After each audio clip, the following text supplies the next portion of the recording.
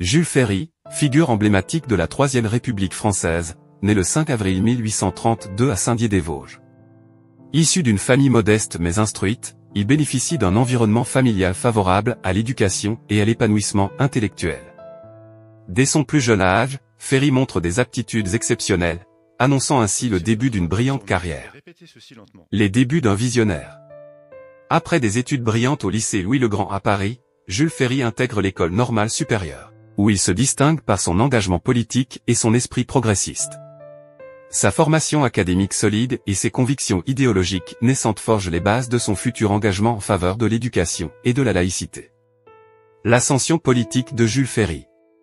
La carrière politique de Jules Ferry débute dans les années 1860, lorsqu'il se lance dans l'arène politique en tant qu'avocat et journaliste engagé.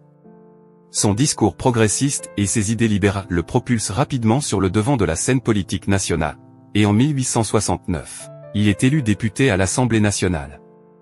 En 1870, Jules Ferry est élu maire de Paris, une fonction qu'il occupera avec distinction pendant 3 ans.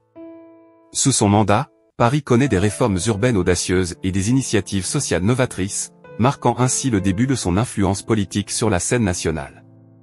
La promotion de l'instruction publique. Le véritable héritage de Jules Ferry réside dans sa réforme de l'éducation en France. En 1881, il fait adopter la loi sur l'instruction obligatoire, établissant ainsi le principe d'une éducation laïque, gratuite et obligatoire pour tous les enfants.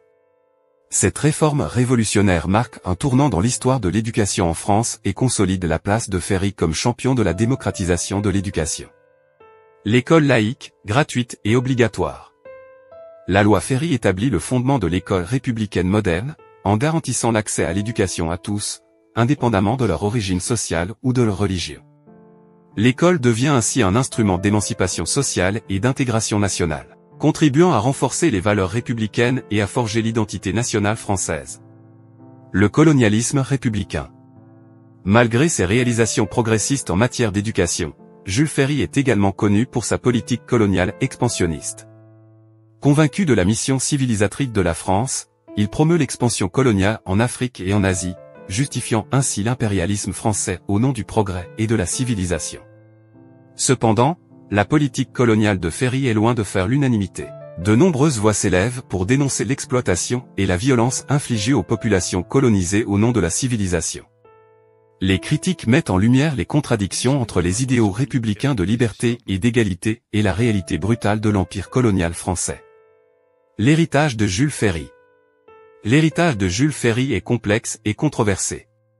Si ces réformes éducatives ont marqué un progrès significatif dans la construction de la République moderne, sa politique coloniale soulève des questions éthiques et morales qui continuent de hanter sa mémoire. Ferry demeure ainsi une figure polarisante, admirée pour ses réalisations progressistes et critiquée pour ses compromis et ses contradictions.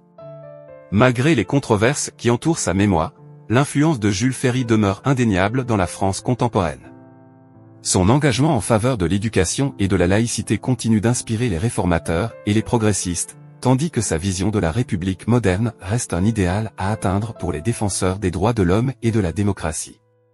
En ce sens, Jules Ferry demeure un architecte essentiel de l'État républicain français et un symbole de l'aspiration nationale à la liberté, à l'égalité et à la fraternité.